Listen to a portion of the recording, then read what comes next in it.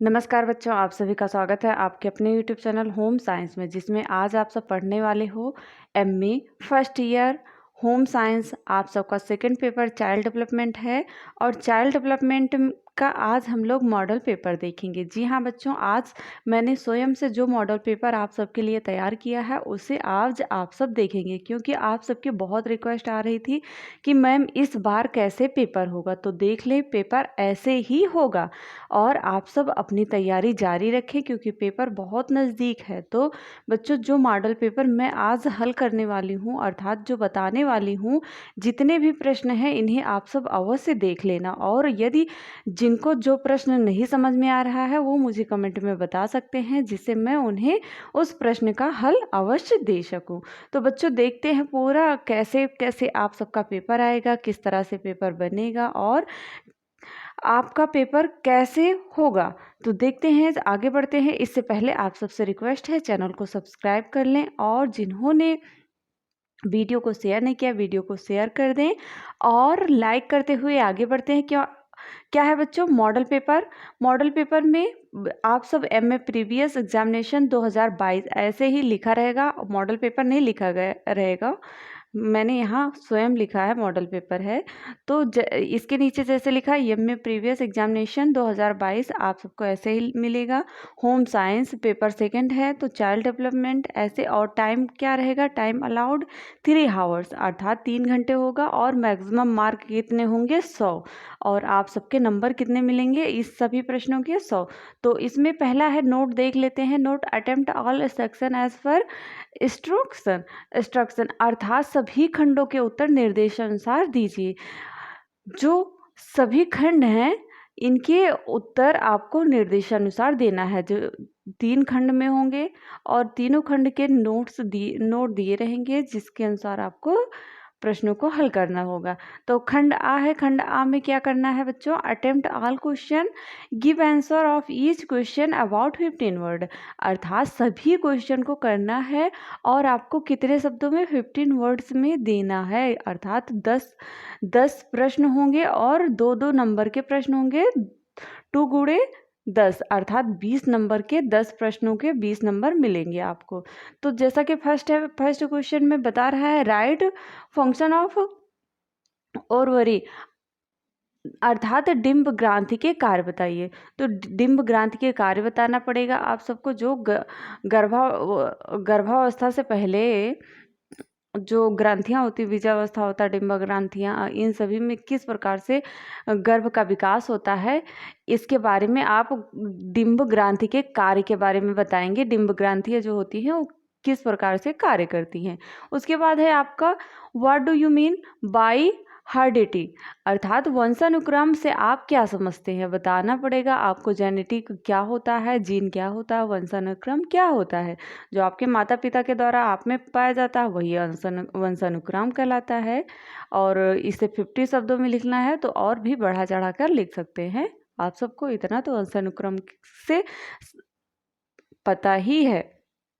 Next प्रश्न है, right about the change in height during first year after birth अर्थात जन्म के प्रथम वर्ष में लंबाई में होने वाले परिवर्तन बताइए। जब बच्चा जन्म लेता है, प्रथम साल का होता है, एक वर्ष में उसकी लंबाई में क्या क्या परिवर्तन आते हैं, कौन कौन से चेंजिंग आती हैं, इसके बारे में लिखना है।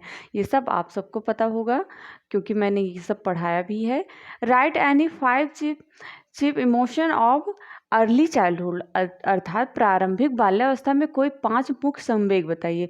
तो मैंने संवेग का जल्दी ही वीडियो बनाया था और कुछ बच्चों ने तो कमेंट भी किया था, और जो प्रथम संवेग थे उसके बारे में आई होप, क्या नाम था मुझे नाम नहीं याद आ रहा है, जिन्होंने कमेंट भी किया था।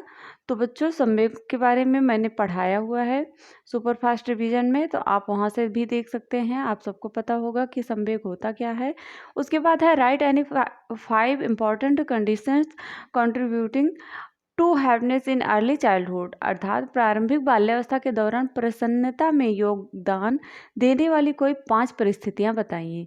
जो प्रारंभिक बाल्यावस्था होती है उस समय जो प्रसन्नता अर्थात जो हैप्पीनेस आती है बच्चों में, उनकी 5 ऐसी परिस्थितियों के बारे में बताना है जिसके कारण प्रारंभिक बाल्यावस्था में बच्चों पर इस प्रसन्नता आती है।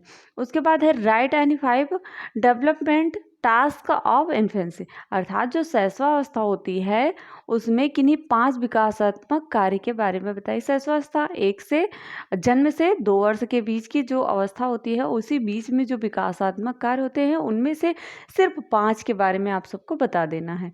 5 के बारे में, इसमें दूध के दांत भी आते हैं, बच्चा बैठने लगता है, चलना भी प्रारंभ करता है, तुतलाता है, ये सब कार्य विकासात्मक कार्य ही होता है।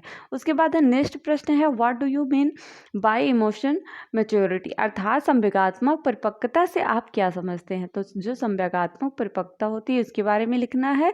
उसके बाद नेक्स्ट हमारा right the inter relationship between living and क्या है बच्चों, मैटरसन, अर्थात सीखने व परिपक्वता में अंतर संबंध बताइए। जी हाँ, जो सीखना है और जो सीखना होता है और परिपक्वता होता है, सीखने की तो अधिगम दूसरा होता है, परिपक्वता जो पूर्ण रूप से परिपक्व होता है, इनके दोनों में क्या संबंध है इसके बारे में बताना है, डिफरेंट बताना है, अंतर बताना है बच्चों। उसके बाद हमारा what are the characteristics of children's gang, जो बच्चों की गैंग होती है उसकी विशेषता के बारे में बताना है। अर्थात कैरेक्टरिस्टिक आप सबने पढ़ा होगा चित्रण, तो जो बच्चों की गैंग होती है उसी के अकॉर्डिंग आपको लिखना है। राइट, आप सब ने देखा होगा जो बच्चे स्कूल में हैं एक समूह के साथ रहते हैं, उनका कुछ अलग ही व्यवहार होता है, यही है बच्चों का गैंग।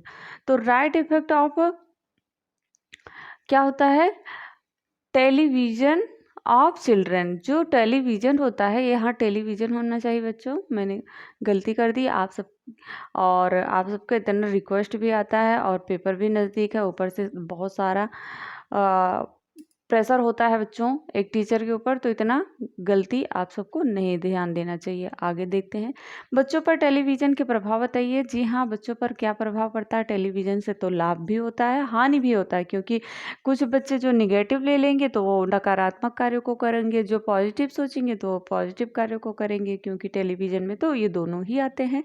सेक्शन बी है हमारा, सेक्शन बी पे क्या है, attempt all question 5 answer of each question in about 200 word, अर्थात 200 वर्ड्स, 200 वर्डों में हमें लिखना है और 5 प्रश्न होंगे और सभी 10-10 नंबर के होंगे, अर्थात 5×50।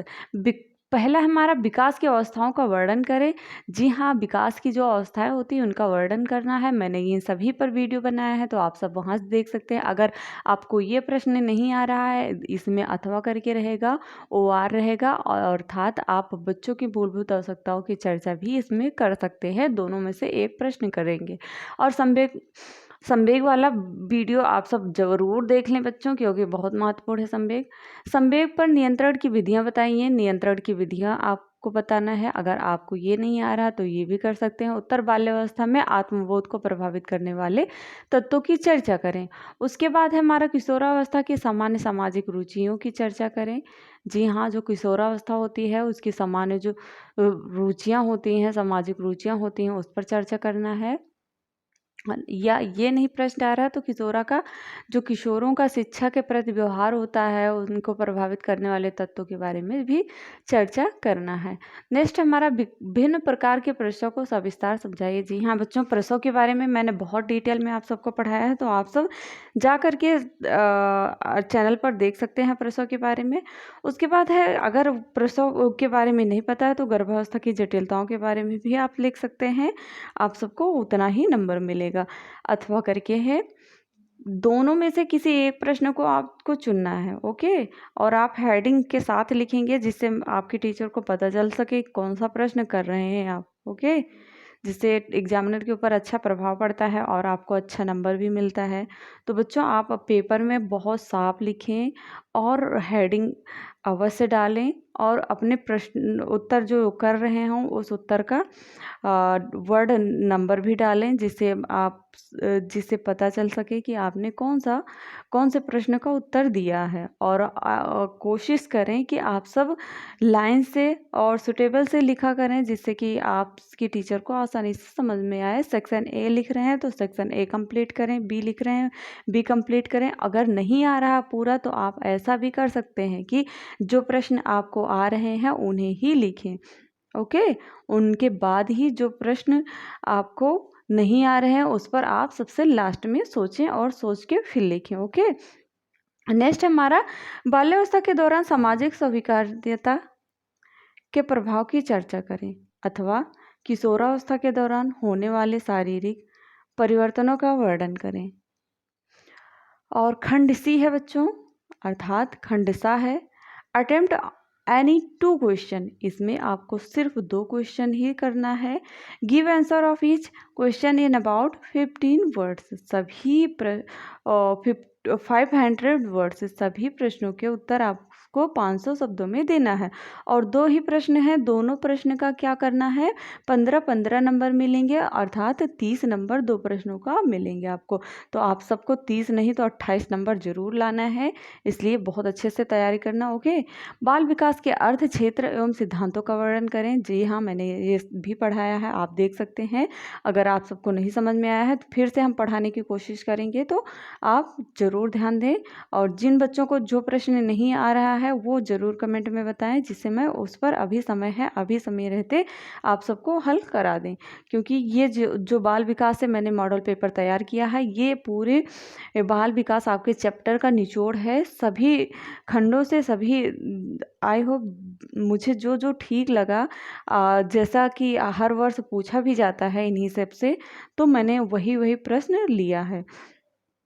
उसके बाद हमारा गर्भकालीन विकास की अवस्थाओं का वर्णन करें, और गर्भकालीन विकास की जो प्रभावित करने वाले तत्व होते हैं, कारक होते हैं, उन पर भी चर्चा करना है। तो बच्चों ये सब मैंने बहुत डिटेल में आप सबको पढ़ाया है।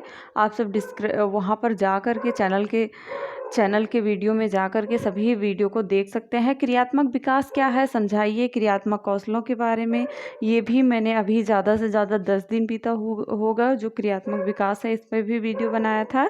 और विकास को प्रभावित करने वाले कारकों की चर्चा करें। तो आई होप आप सब समझ गए होंगे कि आपका मॉडल पेपर कैसे है, किस प्रकार से आपको पेपर मिलेगा, आप कैसे पेपर को हल करेंगे। और यदि अभी भी कुछ डाउट है तो आप कमेंट में बता सकते हैं। और मिलते हैं नेक्स्ट वीडियो में नेक्स्ट टॉपिक के साथ। तब तक के लिए जय माता रानी। जिनको स्क्रीनशॉट लेना है स्क्रीनशॉट ले सकते हैं तेज़ी के साथ। और आगे बढ़ते हैं, खंड ए का है, ये सारे प्रश्न हैं, स्क्रीनशॉट लेते चलें। उसके बाद है ये सभी प्रश्न, आप बैक करके भी स्क्रीनशॉट ले सकते हैं। और उसके बाद है